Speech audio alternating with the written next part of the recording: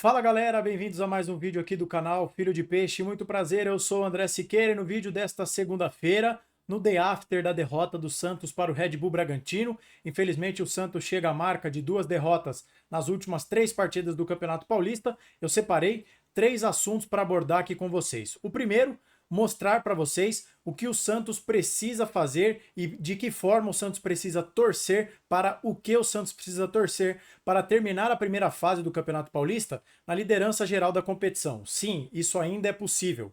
O segundo assunto, quero falar sobre o palco do jogo das quartas de final. O Santos enfrentará a Portuguesa.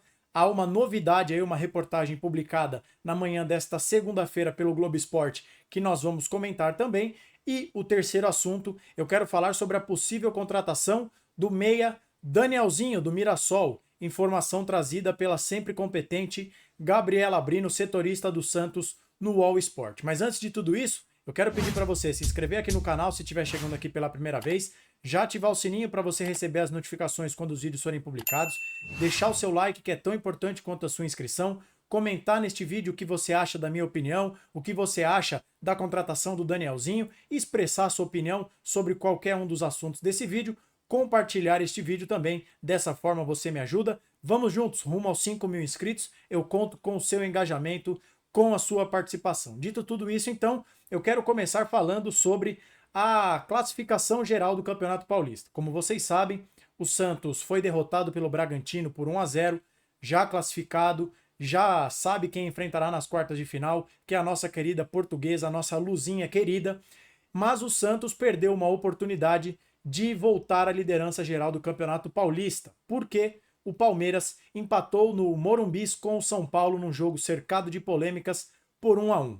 Eu vou mostrar para vocês agora a classificação geral do Campeonato Paulista. Então, dividindo a tela aqui com vocês, nós estamos no site do Globoesporte.com. Essa é a classificação geral do Paulistão neste momento. O Palmeiras tem 25 pontos, com um empate com o São Paulo no Morumbi, e o Santos aparece na segunda colocação com 22. Na sequência, Bragantino 21, São Paulo 19, Novo Horizontino 19, São Bernardo 18, Inter de Limeira 17, Ponte Preta 17, tá bom? E aí o que o Santos precisa então fazer para ser líder geral do Campeonato Paulista, ou ao menos terminar a primeira fase na liderança geral? Como vocês podem ver, o Palmeiras já tem 3 pontos de vantagem para o Santos. Portanto, para que o Santos termine a primeira fase do estadual na liderança geral do Paulistão, só há um cenário possível. Qual é esse cenário? O Santos vencer a Inter de Limeira, o bom time da Inter de Limeira, no domingo na Vila Belmiro, a partir das 4 horas. Inclusive, a venda de ingressos já está ocorrendo para essa partida desde as 10 horas da manhã. Então, se você é sócio, você que não é sócio e gostaria de ir a essa partida, fique ligado, a comercialização de ingressos já está acontecendo. O Santos enfrenta a Inter de Limeira às 4 horas, precisa vencer, e o Palmeiras, que enfrenta o Botafogo de Ribeirão Preto na Arena Barueri, não pode sequer empatar. O Palmeiras de Abel Ferreira precisa perder. Não é um cenário muito provável, porque além de tudo, o Botafogo de Ribeirão Preto apenas cumpre tabela no Campeonato Paulista. Como vocês podem observar, o Botafogo está na 12ª colocação, mas não corre mais risco de rebaixamento, porque mesmo o Ituano, se vencer, vai a 9 pontos, então o Botafogo já está livre de rebaixamento para 2 e também não tem mais aspiração de se classificar para as quartas de final no seu grupo. Ele é o lanterna do grupo do São Paulo, salvo engano. Então o Botafogo apenas cumpre tabela, é um time com algumas limitações, que enfrenta o fortíssimo elenco do Palmeiras, ainda com o agravante do Botinha jogar fora de casa. Mas, voltando aqui para mim, eu acho, na verdade eu vou deixar aqui a tabela geral, porque eu quero falar de duas coisas. Primeiro, duas razões para o Santos levar o jogo contra a Inter de Limeira a sério, mesmo se não conseguir virar líder geral do Paulista. O primeiro, pelo aspecto anímico, mental. Como nós falamos, o Santos, dos últimos 3 jogos, perdeu 2.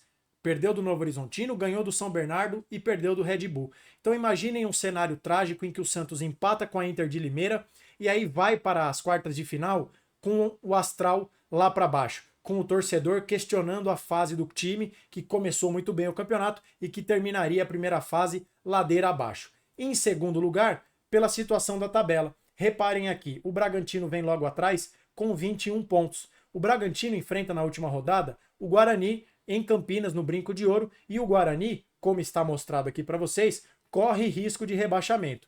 Não deve ser um jogo fácil, porque o Guarani estará jogando a sua permanência na elite do futebol paulista, mas o time do Red Bull é muito forte. Tudo bem que, se eu não me engano, será entre os jogos da pré-Libertadores, o Botafogo e o Red Bull se enfrentam nesta quarta-feira.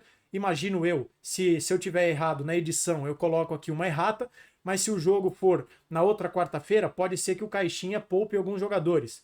Mas, se der a lógica, acho que o Bragantino é favorito contra o Guarani. E se o Santos tropeçar diante da Inter de Limeira, com um empate, uma derrota, o Bragantino poderia ultrapassar o Santos. E aí o Santos, que entraria na última rodada sonhando com a liderança geral, poderia terminar a primeira fase do campeonato em terceiro. E aí, numa eventual semifinal contra o próprio Red Bull Bragantino, que pode ser esse o confronto, o Santos pegar o Bragantino em Bragança. Então, um cenário ideal, que seria Santos líder, mandando todos os jogos em casa, poderia passar por uma semifinal diante de um bom time como é o do Red Bull, já fora de casa. Então, esses são os dois aspectos pelos quais eu acho que justificam por que o Santos tem que jogar a Vera contra a Inter de Limeira, para pensar em chegar com o astral lá em cima nas quartas de final.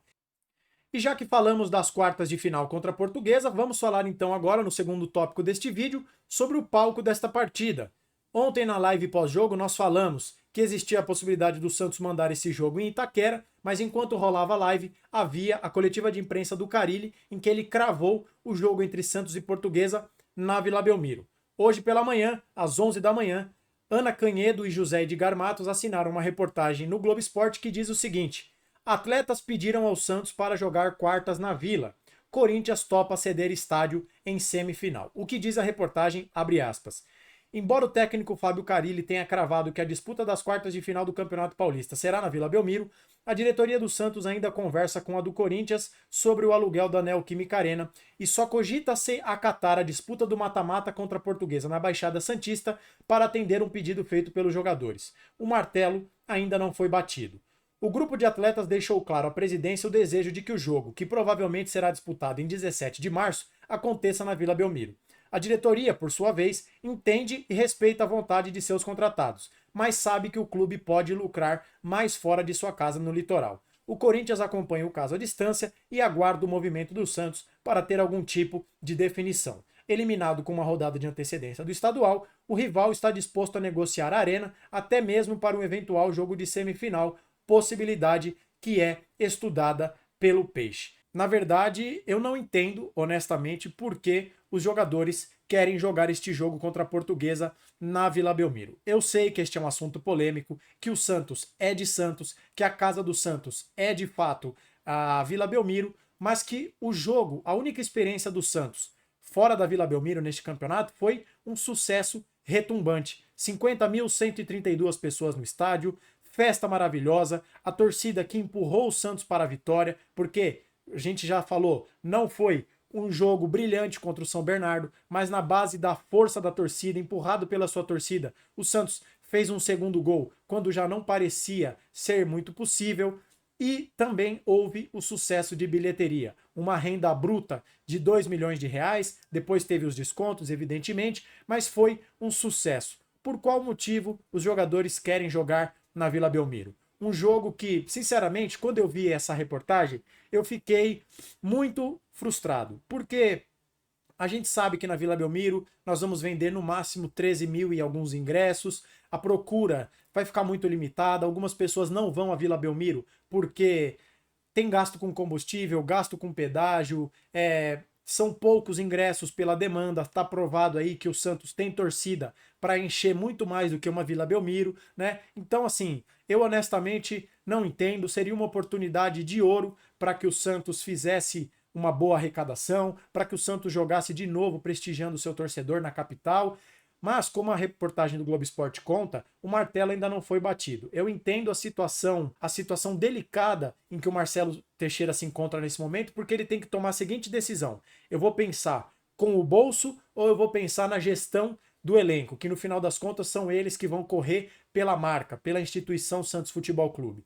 Mas eu acho que cabe uma conversa, já que o martelo não foi batido, segundo informa o Globoesporte.com, que haja uma conversa para mostrar aos jogadores o que está cristalino para todos nós, que o jogo na capital foi um sucesso e que seria uma oportunidade incrível do Santos arrecadar e jogar para um estádio lotado. Então, vamos aguardar o que a direção do Santos vai decidir e nessa negociação com o Corinthians, mas que seja como for, que o Santos faça a sua obrigação, que é vencer a Portuguesa para chegar à semifinal do Campeonato Paulista. E o último assunto desse vídeo, mas não menos importante, eu quero falar sobre a possível contratação de Danielzinho, meia de 29 anos, que é um dos destaques do Mirassol no Campeonato Paulista. Reportagem assinada por Lucas Mussetti e Gabriela Brino, o casal imparável na cobertura do Santos, que diz o seguinte: o Santos abriu conversas e negocia a contratação de Danielzinho, meia do Mirassol. O Peixe sondou o Mirassol e abriu conversas por Danielzinho, meia de 29 anos. O Peixe vê necessidade de reforçar a posição, que conta apenas com Casares e Juliano. Ainda não há proposta na mesa pelo jogador, mas as conversas são quentes e estão avançando. No ano passado, o jogador marcou 3 gols e deu 3 assistências em 43 jogos, tá? Aí eu trago uma outra informação adicional, que neste Campeonato Paulista, o Danielzinho jogou os 11 jogos, começou como titular os 11 jogos, esteve em campo em média 87 minutos, foi eleito para a seleção da semana do campeonato 2 vezes, tem 0 gols e 3 assistências. Pegando carona nos números do Danielzinho, né, a própria reportagem do UOL cita aqui que no ano passado ele jogou 43 jogos, deu 3 gols e 3 assistências. A torcida do Santos já caiu matando, dizendo que vai contratar um bagre, que é um jogador inútil, que é um jogador horrível, que é um jogador ridículo, etc e tal. Bom, se eu disser que eu sou um profundo conhecedor do futebol do Danielzinho, eu estarei mentindo. Eu não quero passar essa falsa impressão para você que me acompanha aqui no canal ou para você que está chegando aqui pela primeira vez. Mas eu acho que a torcida tem que ter um pouco de calma. Os números ajudam a nos contar uma história? Sim, mas eles não podem ser o único elemento dessa avaliação, né? E eu acho que nas vezes em que eu vi o Danielzinho jogar, ele se demonstrou um jogador útil, um jogador de mobilidade, um jogador intenso. Pode não ser o que a torcida esperava, talvez, mas eu também preciso entender o que a torcida do Santos espera. Será que a torcida do Santos espera um De La Cruz, um Arrascaeta, um Rafael Veiga? Provavelmente não, até porque o Santos não tem condição financeira para uma aquisição como essa. É fato, e eu tenho que reconhecer isso, que é uma aposta. Um jogador de 29 anos, que não teve ali um grande destaque em nenhum outro clube, mas que é um jogador que, na minha opinião, tentando ver um lado positivo nessa história, é um jogador que pode ser útil para uma posição carente. O Santos supostamente está atrás loucamente de um centroavante, que eu discordo, não acho que é uma prioridade. O Santos precisa reforçar o seu meio de campo. Com a ausência do Juliano, com a falta de intensidade do Casares, é uma posição carente do time do Santos. Então, é urgente reforçar esse setor. A gente pode discutir se essa é a solução dos problemas do Santos. Eu acho que não, tá bom? Tentando me equilibrar aqui numa corda bamba se eu aprovo ou não a contratação.